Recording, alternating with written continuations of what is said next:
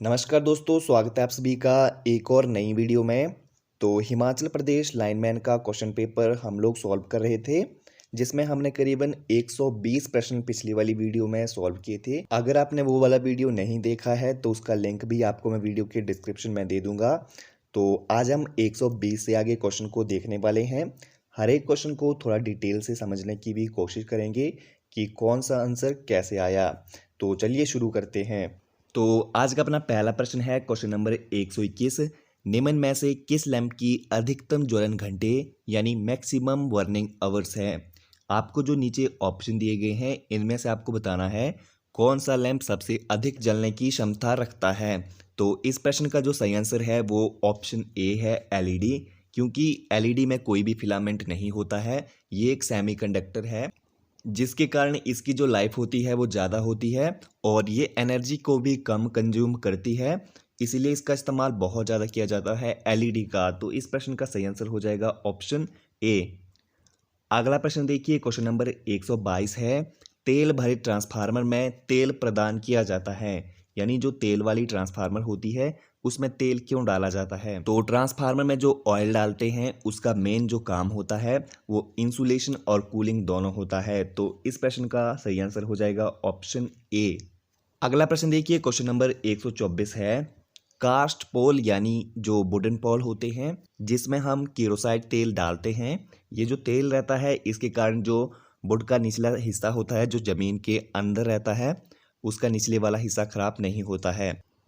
तो क्वेश्चन क्या कह रहा है, जो वुडन पोल होते हैं जिसमें हम केरोसाइड तेल डाला रखा होता है तो उसकी जो एज होती है वो कितनी होती है। तो इसका सही आंसर था ऑप्शन सी, 25 से 30 वर्ष इनकी एज रहती है जो हमारे पोल होते हैं वुडन पोल, और इसमें हम केरोसाइड तेल भी डालते हैं जिसके कारण वो उसका जो निचले वाला हिस्सा होता है वो सड़े ना। तो इसका सही आंसर हो जाएगा ऑप्शन सी। अगला प्रश्न देखिए, क्वेश्चन नंबर 125 है। डैश से परे वोल्टेज के लिए पेन टाइप विद्युत रोधक प्रयुक्त नहीं किए जाते हैं, यानी आपको बताना है जो नीचे वोल्टेज दी है किसके लिए पेन टाइप इंसुलेटर का इस्तेमाल नहीं किया जाता है। तो इस प्रश्न का सही आंसर हो जाएगा ऑप्शन बी, 11 किलोवोल्ट से अधिक के जो वोल्टेज होती है उसके लिए पेन टाइप इंसुलेटर का इस्तेमाल नहीं किया जाता है। अगला प्रश्न देखिए, क्वेश्चन नंबर 126 है। त्वचक प्रभाव दर्शाता है कि the skin affect show that. तो इसका जो सही आंसर था वो ऑप्शन डी था, जो धारा घनत्व होता है वो चालक के सतह पर अधिक रहता है। तो इसका सही आंसर ऑप्शन डी था, और बी ऑप्शन में बताया गया है जो केंद्र में होता है वहाँ पर धारा का घनत्व ज़्यादा होता है, तो ये तो गलत हो गया। और ऑप्शन सी था, धारा घनत्व चालक के सतह पर निम्न होता है, यानी जो चालक का सरफेस होगा उस पर धारा का घनत्व कम होगा, तो ये भी गलत हो जाएगा। तो इस प्रश्न का सही आंसर है ऑप्शन डी। अगला प्रश्न देखिए, क्वेश्चन नंबर 127 है। विद्युत परिपथ में शक्ति गुणक यानी पावर फैक्टर किसके बराबर होता है। ऑप्शन ए है आर अपॉन जेड यानी रेजिस्टेंस अपॉन इम्पीडेंस, और ऑप्शन बी है धारा तथा वोल्टेज के बीच में जो कोसाइन एंगल होता है उसके बराबर है, और ऑप्शन सी है उपयोग में की जाने वाली कुल धारा आई डब्ल्यू अपॉन आई के अनुपात के बराबर। तो इसका सही आंसर ऑप्शन डी है। इन सब का जो अनुपात होता है उससे हम पावर फैक्टर निकाल सकते हैं, तो ऑप्शन डी इसका सही आंसर हो जाएगा। अगला प्रश्न देखिए, क्वेश्चन नंबर 128 है। एक हीटर 230 वोल्ट और 10 किलोवोल्ट एसी सप्लाई से के रूप में निर्धारित है, मान 230 वोल्ट संधारित है। तो यहाँ पे पूछा क्या जा रहा है, जो 230 वोल्ट हीटर को दिया गया है वो कौन सा मान है। तो भी हमें सप्लाई मिलती है जिसे हम मापते हैं, जैसे हमें घरों में मिलती है 220-30 वोल्ट, वो हमारा आरएमएस वोल्टेज होती है। तो इस प्रश्न का सही आंसर हो जाएगा ऑप्शन बी, आरएमएस वोल्टेज। अगला प्रश्न देखिए, क्वेश्चन नंबर 129 है। सल्फेशन प्रभाव से आंतरिक प्रतिरोध होता है। तो ये सल्फेशन क्या होता है, ये एक सेल के अंदर होने वाला प्रभाव है। इसके कारण क्या होता है, जो सेल के अंदर का पदार्थ होता है जिसके कारण उसमें रासायनिक क्रियाएं होती हैं वो जम जाता है, जिसके कारण सेल का आंतरिक रेजिस्टेंस जो होगा, इंटरनल रेजिस्टेंस होगा, वो भी बढ़ जाता है। तो इस प्रश्न का सही आंसर हो जाएगा ऑप्शन ए, सेल का इंटरनल रेजिस्टेंस बढ़ जाता है। अगला प्रश्न क्वेश्चन नंबर 131 है। निम्न में से किस मीटर का रेखीय पैमाना है, यानी लीनियर स्केल है। तो इस प्रश्न का जो सही आंसर है ऑप्शन डी है, मूविंग कॉइल मीटर। ये ज़्यादातर डीसी में ही इस्तेमाल होता है। तो इस प्रश्न का सही आंसर है option D, moving coil meter. अगला प्रश्न देखिए, क्वेश्चन नंबर 132 है, प्रतिरोध की सर्वाधिक परिशुद्धता से मापा जा सकता है, यानी जो एक रेजिस्टेंस होगा उसको किस मेथड से सर्वाधिक एक्यूरेट तरीके से मापा जा सकता है। तो इसका सही आंसर ऑप्शन बी है, ब्रिज मेथड जो होता है इसमें किसी भी रेजिस्टेंस का बिल्कुल एक सटीक मान हम प्राप्त कर सकते हैं। ऑप्शन बी इसका सही आंसर हो जाएगा। अगला प्रश्न देखिए, क्वेश्चन नंबर 134 है, मानव शरीर का औसतन प्रतिरोध कितना होता है। तो हर किसी को पता होगा, इसका सही आंसर हो जाएगा ऑप्शन बी, 1000 ओम। अगला प्रश्न देखिए, क्वेश्चन नंबर 135 है, मुख्यतः किस कारण केबलों में धारा वहन क्षमता डीसी में एसी से अधिक होती है, यानी जो डीसी की केबल होती है वो एसी केबलों की तुलना में ज़्यादा धारा क्षमता क्यों रखती हैं। तो इसका सही आंसर है ऑप्शन सी, इनमें जो पैराविद्युत हानियाँ होती हैं वो कम होती है, जैसे स्किन इफेक्ट हो गया, कोरोना हो गया, ये दोनों हानियाँ जो डीसी में होती है ये कम होती है। तो इसका सही आंसर हो जाएगा ऑप्शन सी, लघु पैराविद्युत हानियाँ। अगला प्रश्न देखिए, क्वेश्चन नंबर 136 है, एक त्रिकला सिंक्रोनस मोटर क्लॉकवाइज चल रही है, यदि उसकी जो फील्ड धारा की दिशा है वो उलट कर दी जाए तो क्या होगा, मोटर रुक जाएगी। ऑप्शन बी है मोटर उसी दिशा में चलती रहेगी। ऑप्शन सी है मोटर की वाइंडिंग जल जाएगी। और ऑप्शन डी है मोटर उलट दिशा में चलेगी। तो इसका जो सही आंसर है वो ऑप्शन बी है, मोटर उसी दिशा में चलती रहेगी। अगला प्रश्न देखिए, क्वेश्चन नंबर 137 है, पौनी मोटर मुख्यतः होती है। तो इसका सही आंसर है option A, small induction motor जो होती है इसे पौनी मोटर कहते हैं। इसका सही आंसर हो जाएगा ऑप्शन ए। अगला प्रश्न देखिए, क्वेश्चन नंबर 138 है, निम्न में से कौन सा शक्ति का स्रोत नहीं है। ऑप्शन ए है थर्मोकपल, ऑप्शन बी है फोटोवोल्टेइक सेल, ऑप्शन सी है सोलर सेल और ऑप्शन डी है फोटो इलेक्ट्रिकल सेल। तो बाकी आप देख सकते हो सभी सेल है, ये तो एनर्जी के सोर्सेज है, लेकिन जो थर्मोकपल है ये एनर्जी का सोर्स नहीं है। तो इसका सही आंसर हो जाएगा ऑप्शन ए। अगला प्रश्न देखिए, क्वेश्चन नंबर 139 है, एकल कला प्रेरक मोटर प्राय चलती है, यानी जो सिंगल फेस मोटर होती है वो कौन से पावर फैक्टर पे चलती है। तो इसका सही आंसर ऑप्शन ए है, सिंगल फेज मोटर जो होती हैं वो ज़्यादातर 0.6 पावर फैक्टर लैगिंग पे चलती है। ऑप्शन ए इसका सही आंसर हो जाएगा। अगला प्रश्न देखिए, क्वेश्चन नंबर 140 है, किसी चुंबक का चुंबकत्व नष्ट हो सकता है, यानी एक जो मैग्नेट है उसका मैग्नेटिज्म कैसे डिस्ट्रॉय हो सकता है। ऑप्शन ए है तापन यानी हीटिंग द्वारा, ऑप्शन बी है हैमरिंग द्वारा और ऑप्शन सी है by inductive action of another magnet. तो इसका सही आंसर है ऑप्शन डी, अगर किसी चुंबक को आप गर्म करोगे तो भी उसका मैग्नेटिज्म नष्ट हो जाता है और जब उसे किसी हथौड़े से हैमरिंग की जाती है तो भी उसका मैग्नेटिज्म नष्ट हो जाता है। ऑप्शन डी इसका सही आंसर हो जाएगा।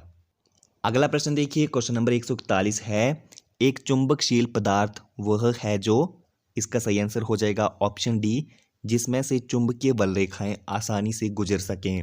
इसके अदर ऑप्शन थे, जैसे ऑप्शन ए सुचालक यानी गुड कंडक्टर होना चाहिए, तो ऐसी कोई कंडीशन नहीं होती है। बैंड कंडक्टर होना चाहिए, ऐसे भी कोई कंडीशन नहीं है। मजबूत चुंबक होना चाहिए, तो ऐसी भी कोई कंडीशन नहीं है। इसका सही आंसर ऑप्शन डी है, जिसमें से आसानी से चुंबकीय बल रेखाएं गुजर सके। अगला प्रश्न देखिए, क्वेश्चन नंबर 143 है, एक शुद्ध प्रेरकत्व यानी इंडक्टिव परिपथ में निम्न में से कौन सा सही है। तो इस प्रश्न का सही आंसर है ऑप्शन सी, परिपथ में वास्तविक शक्ति शून्य होगी, क्योंकि अगर आपके पास इंडक्टिव सर्किट है उसमें कोई भी लोड नहीं है तो इसमें जो रियल एनर्जी होगी वो भी जीरो हो जाएगी। तो इसका सही आंसर हो जाएगा ऑप्शन सी। अगला प्रश्न देखिए, क्वेश्चन नंबर 144 है, डीसी के सभी नियम और विधियां डैश वाले एसी परिपथ में भी लागू होती है। तो इसका सही आंसर ऑप्शन सी है, केवल जो रेजिस्टिव सर्किट होते हैं उन्हीं में डीसी के लॉ अप्लाई किए जाते हैं, क्योंकि डीसी में सिर्फ अपना रेजिस्टेंस होता है, इंडक्टिव और कैपेसिटेंस जैसी कोई भी चीज़ नहीं होती है। तो इसका सही आंसर ऑप्शन सी है। अगला प्रश्न देखिए, क्वेश्चन नंबर 147 है, slip ring are usually made, यानी स्लिप रिंग किसकी बनी होती है। तो इसका सही आंसर हो जाएगा ऑप्शन सी, फास्फोरस ब्रॉन्ज की जो हमारी स्लिप रिंग बनी रहती है। ऑप्शन सी इसका सही आंसर हो जाएगा। अगला प्रश्न है, पिंजरा प्रेरक मोटर में, यानी जो हमारी स्केल गेज मोटर होती है उसमें सामान्यतः स्लिप रिंग की संख्या कितनी होती है। तो जो स्केल गेज मोटर होगी उसमें कोई भी स्लिप रिंग नहीं होगी, तो इसका सही आंसर हो जाएगा option D, none of these. अगला प्रश्न देखिए, क्वेश्चन नंबर 150 है, ट्रांसफार्मर का भाग जो अतितापन हानि को सर्वाधिक अधीन होती है, यानी ट्रांसफार्मर का ऐसा कौन सा भाग है जो ओवर हीटिंग से सबसे ज़्यादा डैमेज होता है? तो इसका सही आंसर है ऑप्शन सी, जो वाइंडिंग का इंसुलेशन होता है वो सबसे ज़्यादा डैमेज होता है ओवर हीटिंग से। ऑप्शन सी इसका सही आंसर हो जाएगा। अगला प्रश्न देखिए, क्वेश्चन नंबर 151 है, ब्लॉकेज रिले किसके विरुद्ध चेतावनी और सुरक्षा प्रदान करती है? तो इसका जो सही आंसर है वो है ऑप्शन ए, ट्रांसफार्मर के भीतर विद्युत भ्रष्ट यानी electrical fault inside the transformer itself. तो इसका सही आंसर ऑप्शन ए है। अगला प्रश्न देखिए, क्वेश्चन नंबर 152 है, बाइंडिंग प्रक्रिया में फनी या फिर वेज के रूप में किस पदार्थ का इस्तेमाल किया जाता है? तो अकॉर्डिंग टू आंसर की इसका सही आंसर ऑप्शन सी है, यानी बांस। अगला प्रश्न देखिए, क्वेश्चन नंबर 153 है, आवर्ती कन्वर्टर यानी फ्रीक्वेंसी कन्वर्टर का अन्य नाम क्या है? तो इसका सही आंसर है ऑप्शन सी, साइक्लो कन्वर्टर। और यहाँ पे आपको दिख रहा होगा डीसी चॉपर। डीसी चॉपर को डीसी का ट्रांसफार्मर भी कहा जाता है। ये डीसी को डीसी में कन्वर्ट करता है। फिलहाल के लिए इस प्रश्न का सही आंसर ऑप्शन सी रहेगा। अगला प्रश्न देखिए, क्वेश्चन नंबर 154 है, पीडब्ल्यूएम पूर्ण रूप से क्या है? तो इसका सही आंसर है option B, pulse width modulation. अगला प्रश्न देखिए, क्वेश्चन नंबर 156 है, स्क्वायर वेव इन्वर्टर या फिर वर्ग तरंग प्रदीपक का उपयोग कहाँ होता है? तो इसका सही आंसर है ऑप्शन डी, जो स्क्वायर वेव इन्वर्टर होते हैं उनका ज़्यादातर इस्तेमाल सामान्य लाइटिंग या फिर जनरल लाइटिंग में किया जाता है। ऑप्शन डी इसका सही आंसर हो जाएगा। अगला प्रश्न क्वेश्चन नंबर 157 है, एसी प्रेरक मोटर का क्या प्रभाव होता है यदि रोटर के छड़ खुले परिपथ हो? यानी जो एक हमारी स्क्वेयर गेज इंडक्शन मोटर है, अगर उसकी जो छड़ें हैं, बार्स हैं, वो खुली हो तो कौन सा प्रभाव होता है? तो इसका सही आंसर ऑप्शन डी है, मोटर में अतितापन या फिर मोटर में ओवर हीटिंग होती है। ऑप्शन डी इसका सही आंसर हो जाएगा। अगला प्रश्न देखिए, क्वेश्चन नंबर 158 है, कौन सा रिले पावर कट ऑफ के बाद अपने संपर्कों को धारण करता है? तो इसका सही आंसर है ऑप्शन डी, लेंचिंग रिले। तो इसका सही आंसर हो जाएगा ऑप्शन डी, लेंचिंग रिले।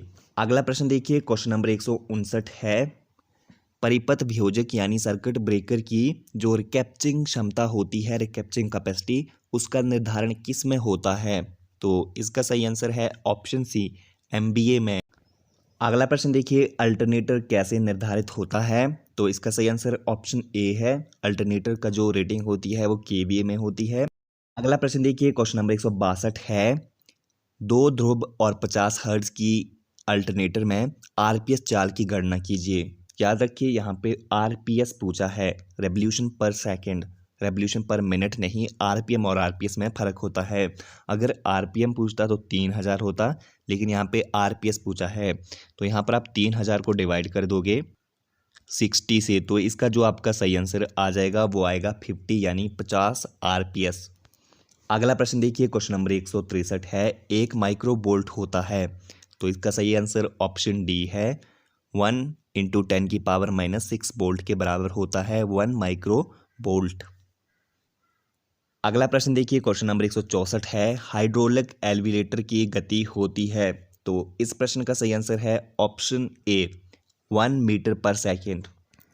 अगला प्रश्न देखिए, क्वेश्चन नंबर 165 है, विद्युत कर्षण प्रणाली में विद्युत प्रचालन के रूप में किसका उपयोग किया जाता है?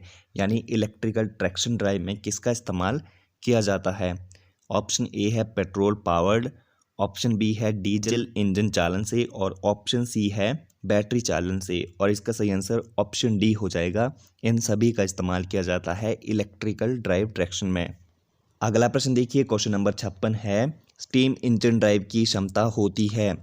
तो इसका सही आंसर हो जाएगा ऑप्शन बी, 30 से 35%। ऑप्शन बी इसका सही आंसर हो जाएगा। अगला प्रश्न देखिए, क्वेश्चन नंबर 157 है, डीसी ट्रैक इलेक्ट्रिफिकेशन प्रणाली में प्रचलन वोल्टेज है? तो इसकी जो वोल्टेज होती है ये 415 से 600 वोल्ट तक होती है। तो इसका सही आंसर ऑप्शन डी हो जाएगा, बी और सी दोनों।